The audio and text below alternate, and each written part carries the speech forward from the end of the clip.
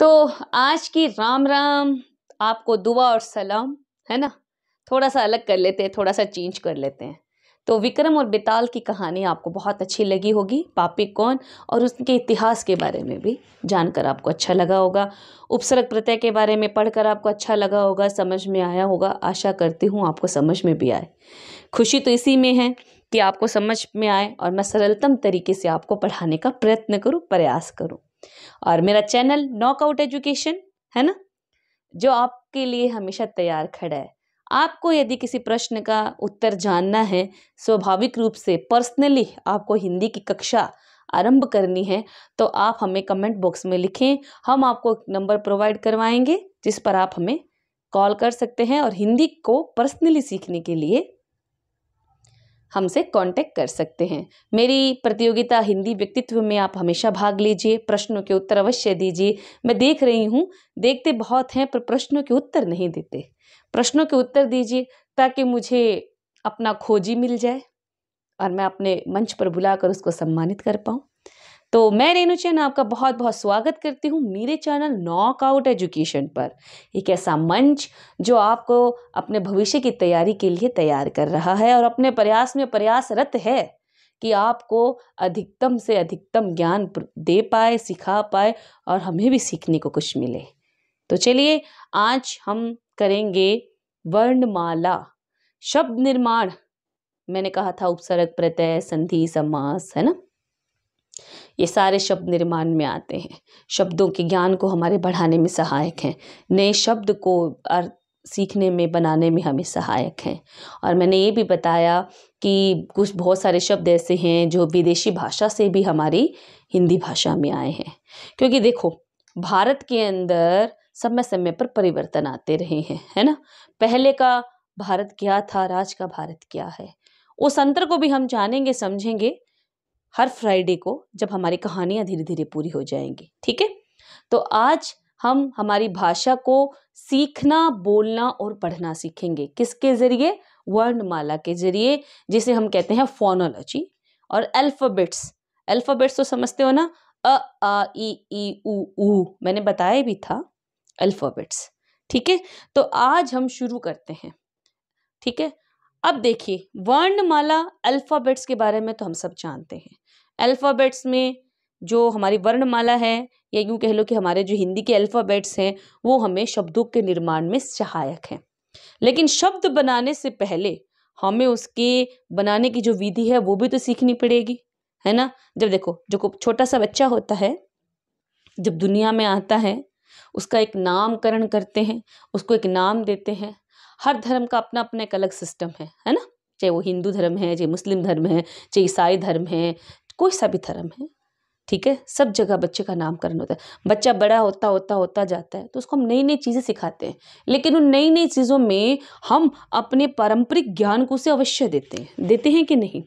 उसी तरह किसी भी भाषा को सीखने के लिए उसकी गहराई में तो जाना आवश्यक है, और जड़ों से शुरुआत करोगे तभी तो पेड़ को बड़ा कर पाओगे। और जड़ें कहाँ हैं? इसमें, वर्णमाला में। तो वर्णमाला हमें क्या कहती है? वर्णमाला कहती है, सीखो, पढ़ो, जानो, समझो, कान को रखो दुरुस्त, जब जब मुझको बोल पाओगे तो बन जाओगे फुरुक्त। धीरे धीरे ही सही शब्द तुमको आ जाएंगे, जैसे ही शब्द पर बढ़ोगे वाक्य बनते जाएंगे। वाक्य बनकर के ही तो कवि लेखक बन पाओगे, ज्यादा से ज्यादा नंबर तभी तो तुम ला पाओगे। कुछ अलग करने की सीमा ही तो हमें सिखाती है, नए नए भावों और विचारों को कहना बताती है। जब तक भाषा का ज्ञान नहीं, पूर्णता कहाँ से लाओगे। अपनी बात को तुम यूं ही अटक अटक कह पाओगे। नहीं है अटकना भविष्य में, नहीं है अटकना भविष्य में, सीधा स्पष्ट अगर कह पाओ। भाषा ही तो ऐसा साधन जिसके जरिए बात अपनी बता पाओ। तो चलिए आज हम शुरू करते हैं मेरे चैनल पर वर्णमाला अल्फाबेट्स। देखो, हिंदी का मैंने क्या कहा था? हिंदी क्या है? हमारी भाषा है। हिंदी को हम दो तरीके से लिख सकते हैं, ये देखिए, दोनों ही सही हैं, गलत नहीं है। हाँ, मुझे है वैसे सीधा जो है अगर कहा जाए सही रूप में ये है मैं थोड़ा शॉर्ट में लिख देती हूँ, आप जाना मत हाँ इधर उधर। मैंने हिंदी के बारे में आपको बताया। हिंदी क्या है? हमारी वैज्ञानिक भाषा है, हमारी मातृभाषा भी है ना? समझ रहे हो ना? और हिंदी कौन सी लिपि में लिखी जाती है? देवनागरी लिपि में। और आपको पता है चीन के अंदर कौन सी भाषा का प्रयोग होता है? आप मुझे बताइए। चीन की भाषा, चीनी भाषा, सॉरी माफी चाहती हूं, चीनी भाषा कौन सी लिपि में लिखी जाती है?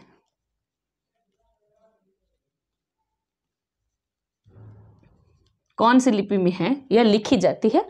आप मुझे अवश्य बताएं। तो हिंदी क्या है? वैज्ञानिक भाषा है। वैज्ञानिक होने के साथ साथ हमारी मातृभाषा है। मातृभाषा तो है सो है, लेकिन ये कौन सी लिपि से निकली है? देवनागरी लिपि से। मैंने आपसे अपनी एक वीडियो में प्रश्न पूछा था, देवनागरी लिपि में अन्य कौन सी भाषाएं हैं? मराठी, नेपाली, कन्नड़, ठीक है? मराठी, नेपाली, कन्नड़, हिंदी, संस्कृत, ये सारी भाषाएं एक ही लिपि में लिखी जाती हैं, जिसका नाम है देवनागरी लिपि। देवनागरी लिपि पर भी हम चर्चा करेंगे। 10 से 12 मिनट का एक छोटा सा वीडियो बनेगा, मैं आपको बनाकर भेजूंगी, आप समझिएगा, देखिएगा, जानिएगा। सब कुछ एक साथ दे देने से समझ में नहीं आता, इसलिए हमारा आज का जो मुख्य विषय है हम उसी से जुड़े रहते हैं। हिंदी क्या है? देवनागरी लिपि में लिखी जाती है, ठीक है ना? और देवनागरी लिपि में कई सारी भाषाएं लिखी जाती हैं, जिसके बारे में मैंने आपको बताया। अब देखो, वर्ण किसे कहते हैं? वर्ण क्या है? वर्ण क्या है? एक छोटा सा अक्षर है, जैसे अ, ये क्या है? एक वर्ण है। जैसे क, ये क्या है? एक वर्ण है। वर्ण क्या हो गया? वह छोटी से छोटी ध्वनि जिसके और टुकड़े नहीं किए जा सकते, वर्ण कहलाता है। छोटी से छोटी ध्वनि कैसे? देखो, वर्ण और ध्वनि ये दोनों एक दूसरे के प्रतिरूप हैं।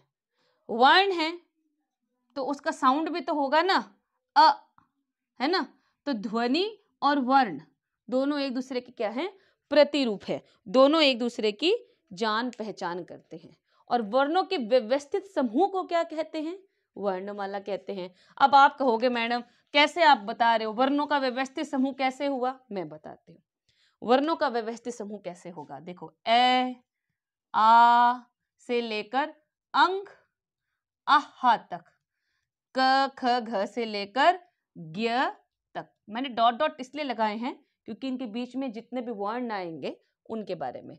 तो इन को जब हम लिखते हैं एक ही लाइन के अंदर तो पूरा एक समूह नजर आता है ना। तो वर्णों का व्यवस्थित समूह हुआ कि नहीं? जब इनको हम बोलते हैं तो इनका साउंड निकलता है ना, तो वो ध्वनि हुई कि नहीं? अब ध्वनि के कितने टुकड़े कर सकते हैं? बिल्कुल नहीं। अब ए के टुकड़े हो सकते हैं? नहीं, है ना? तो वो क्या है? वर्ण है। लेकिन कैसा वर्ण है? स्वतंत्र वर्ण है। कैसा वर्ण है? स्वतंत्र, आजाद है, जिसके ना तो टुकड़े हो सकते हैं, जिसे बोलने के लिए किसी की सहायता की आवश्यकता भी नहीं है। और क से लेकर ज्ञ तक ये जो है ये सारे किसकी सहायता से बोले जाते हैं? इनकी सहायता से। हाँ, क ऐसा वर्ण है जिसके और टुकड़े हो सकते हैं। ये देखिए, क के टुकड़े कर दिए, लेकिन इससे ज्यादा टुकड़े नहीं होंगे, ध्यान रखिएगा, इससे ज्यादा टुकड़े नहीं होंगे, ठीक है? तो ये है वर्णों का व्यवस्थित समूह, जिसमें ए आ ई उ ऊ ए आई ओ औ अंग आहा, क ख ग घ ड़ च छ ज झ ण त थ द ध न प फ ब भ म ट ठ ड ढ न य र ल व श स स ह छ त्र ज्ञ। ये सारी क्या है? वर्णमाला है, ठीक है? अब क्या है? सॉरी मेरा पाँव अड़ गया, sorry sorry sorry, 1 minute 4 minute. अब देखो, इनको हम वर्णमाला कहते हैं, सलेबी भी बोलते हैं। ये पूरी एक वर्णमाला जो हमें शब्दों के निर्माण में सहायक है, जिसे हम 2 भाग में बांटते हैं। कौन से में? एक को तो हम बांटते हैं स्वर में और दूसरी को बताते हैं व्यंजन में। स्वर क्या है? स्वर क्या है? स्वर क्या है? लिपि चिन्ह भी है। किसे? मैं आपको पूरा चार्ट बना के बताऊंगी, लेकिन स्वर क्या है? स्वतंत्र हैं। और व्यंजन क्या है? वो अपने आप को बुलवाने के लिए जो ध्वनि का प्रयोग करते हैं वो स्वर हैं। व्यंजनों के साथ जब तक स्वर नहीं आएंगे व्यंजन अधूरे होंगे। आपने देखा होगा हिंदी में बहुत बार हम कोई शब्द लिखते हैं तो किसी अक्षर के पाँव में यूं हलंत लगा होता है। इस हलंत का अर्थ है अक्षर अभी आधा है, और जब हम उसमें स्वर जोड़ देते हैं तो वो हलंत हट जाता है, अर्थात अक्षर पूरा हो गया, है ना। और यही अक्षर क्या कहलाता है? वर्ण कहलाता है। जब ये ध्वनि के साथ है तो ध्वनि भी बनती है। ध्वनि कहाँ से उत्पन्न होती है? स्वर से उत्पन्न होती है। ठीक है ना? समझ में आया आप सभी को? कोई गड़बड़ तो नहीं है? अगर हो तो आप मुझसे पूछ लीजिए, जान लीजिए, समझ लीजिए। तो मैंने बताया ना अभी आपको कि किस प्रकार वर्णमाला और स्वर और व्यंजन मिलते हैं। देखिए मैंने बोर्ड पर भी कुछ चीजें आपके लिए लिखी हैं। देखिए, भाषिक ध्वनियों के लिखित रूप को वर्ण कहते हैं। भाषिक अर्थात भाषा को लिखने के लिए जिन चिन्हों का प्रयोग हम करते हैं उसके मूल रूप को क्या कहते हैं? वर्ण। छोटी से छोटी ध्वनि जिसके टुकड़े नहीं किए जा सकते। वर्णों के व्यवस्थित समूह को क्या कहते हैं? वर्णमाला। और मेरे प्यारे बच्चों इधर देखो, वर्णों का व्यवस्थित समूह ये रहा, वर्णों का व्यवस्थित समूह ये रहा इस तरफ। ये क्या है? वर्णों का व्यवस्थित समूह, जिसे हम क्या कहते हैं? वर्णमाला कहते हैं। और देवनागरी लिपि को अक्षरा लिपि भी कहते हैं। देवनागरी लिपि को अक्षरा लिपि क्यों कहते हैं? क्योंकि इसमें स्वर ए का प्रयोग बहुत अधिक मात्रा में है। इसी से शुरुआत है और भाषा इसी पर ही आधारित है। इसीलिए किसी भी भाषा के मूल रूप को सीखने के लिए, मूलक रूप को जानने के लिए ध्वनियों का हमारे पास होना आवश्यक है। और जब उन ध्वनियों को हम लिखित रूप में डालते हैं तो वह हमारी भाषा का निर्माण करती है। और जब हम इन वर्णमाला को सीखते हैं तो हमें आगे साउंड और वेरिएशन लाकर हम क्या बनाते हैं? शब्द बनाते हैं। अब वर्णमाला में दो प्रकार हैं, क्या? स्वर और व्यंजन। स्वर कितने हैं? वैसे तो स्वर की संख्या कुल 13 है, लेकिन हम मुख्य स्वर कितने मानते हैं? 11। जब हम अंग और आहा को अयोगवाह में ले आते हैं तो स्वरों की संख्या कितनी रह जाती है? 11। और अयोगवाह मिलाकर कितनी हो जाती है? 13। अब हमारे पास है व्यंजन, सॉरी स्वर। स्वर कौन से हैं? अ, आ, ई, उ, ए, ऐ, री, ओ, औ। अंग, आहा। व्यंजन क, ख, ग, घ, च, छ, ज, झ, ट, ठ, ड, ढ, त, थ, द, ध, प, फ, ब, भ, म, य, र, ल, व, श, स, ह, छ, त्र, ज्ञ। कितने हुए? 5, 10, 15, 20, 25, 30, 35, 40। ठीक है ना? समझ में आए? इंग्लिश में हम इनको बोलते हैं वॉवल्स और इनको बोलते हैं कॉन्सोनेंट्स। ठीक है ना?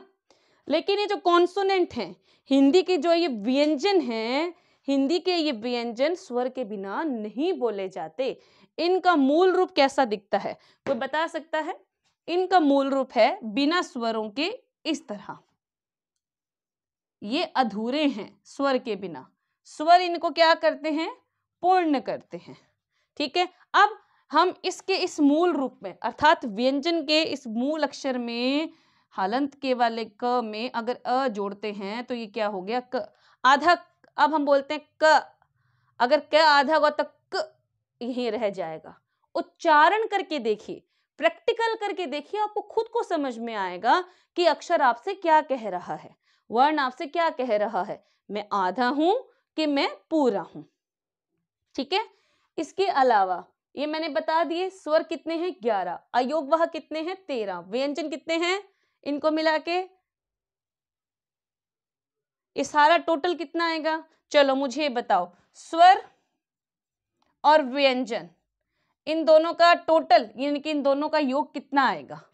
आधी संख्या मैंने लिख रखी है, आधी। चिंता मत करो, मुझे तो पता है, लेकिन मैं सोच रही हूं कि आप कैसे उत्तर दोगे। मैं तो अगली वीडियो में इसका उत्तर दे ही दूंगी, इसका उत्तर देना ही मेरा काम है, सिखाना ही तो मेरा काम है। लेकिन आज मैं सिर्फ आपको वर्णमाला सिखा रही हूँ, स्वर व्यंजन यही बता रही हूँ, वर्ण की परिभाषा से आपको परिचित करवाया, देवनागरी लिपि से निकली है इसके बारे में मैंने आपको बताया है। इसको सैलिबी भी बोलते हैं, ये कहा है। वर्णमाला को फोनोलॉजी बोलते हैं। और वर्ण क्या है? भाषा का मुख्य आधार है, बेस है। अगर जब तक हमें वर्णमाला अच्छे से समझ में नहीं आएगी तब हम कैसे इसको आगे कर पाएंगे। इसलिए हमें इनको पहले समझना है और सीखना है। जब मैंने शुरू किया था वीडियो तब मैंने आपको बताया था वर्ण और ध्वनि एक दूसरे के प्रतिरूप हैं, क्योंकि वर्ण क्या है?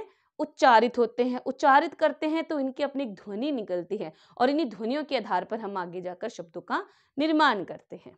ठीक है, आप मेरे हिसाब से एक बार आप देख लीजिए, मैं थोड़ा साइड हो जाती हूँ, एक बार आप इस पूरे को देख लीजिए। नोट करना चाहते हैं तो नोट कर लीजिए।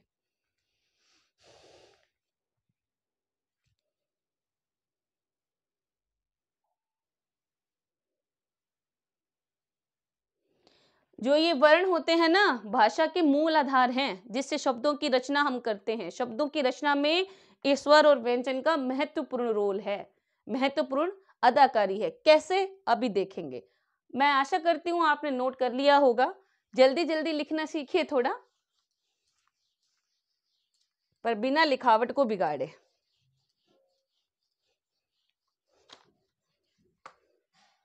चलिए इसको नीचे रख देते हैं और अब हम